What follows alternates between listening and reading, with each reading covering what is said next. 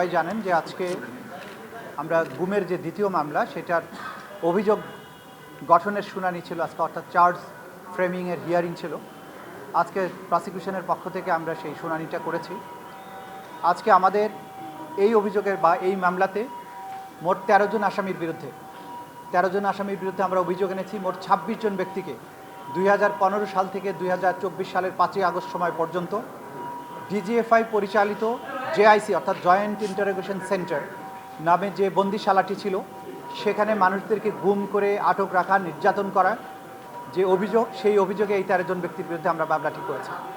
এই মামলার প্রধান আসামি শেখ হাসিনা, দ্বিতীয় আসামি তারিক আহমদ সিদ্দিকী, তারপরের যে আসামিগুলো আছেন তারা হচ্ছেন ডিজিএফআইয়ের এই 2015 থেকে 2024 সাল পর্যন্ত যারা মহাপরিচালক ছিলেন, এবং এই ডিজিএফআইয়ের একটা ইউনিট হচ্ছে সিটিআইবি, সেই সিটিআইবির যারা ডাইরেক্টর ছিলেন তাদেরকেই শুধুমাত্র আসামি শ্রেণীভুক্ত করে এই মামলাটা করা হয়েছে। এখানে মোট 26 জন ব্যক্তিকে বিভিন্ন সময় গুম করে রাখা হয়েছিল। তার মধ্যে সবচেয়ে বেশি সময় ধরে আটক ছিলেন সেনাবাহিনীরই একজন ব্রিলিয়ান্ট অফিসার ছিলেন ব্রিগেডিয়ার জেনারেল আবদুল্লাহ আমান আজমি সহ আরও 25 জন ব্যক্তি। আমরা এখানে বলেছি যে গুমের যে সংস্কৃতি বিগত স্বৈরশাসকের আমলে চালু করা হয়েছিল সেটা ছিল ক্ষমতাকে নিরঙ্কুশ করার জন্য, ক্ষমতাকে দীর্ঘস্থায়ী করার জন্য, যারা যে সমস্ত লোকদেরকে তারা তাদের কাজের জন্য হুমকি মনে করতেন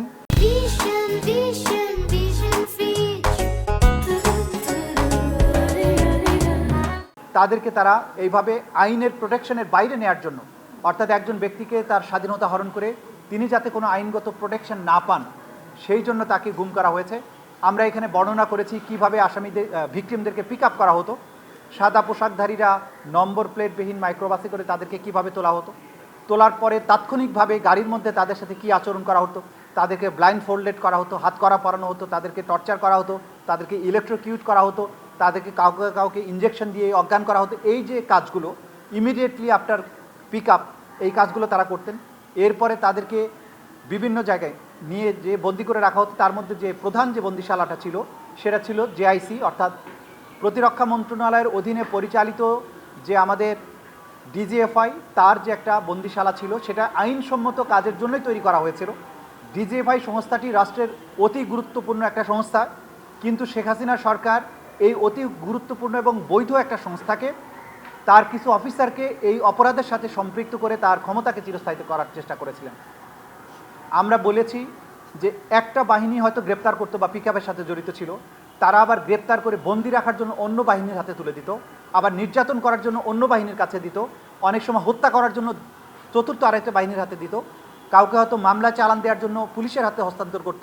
অর্থাৎ এই অপহরণ প্রক্রিয়ার সাথে police, CTTC, DB, DGFI, RAB এবং কোনো ক্ষেত্রে এনএসআই এবং কখনো কখনো বিজিবিকেও ব্যবহার করা হয়েছে।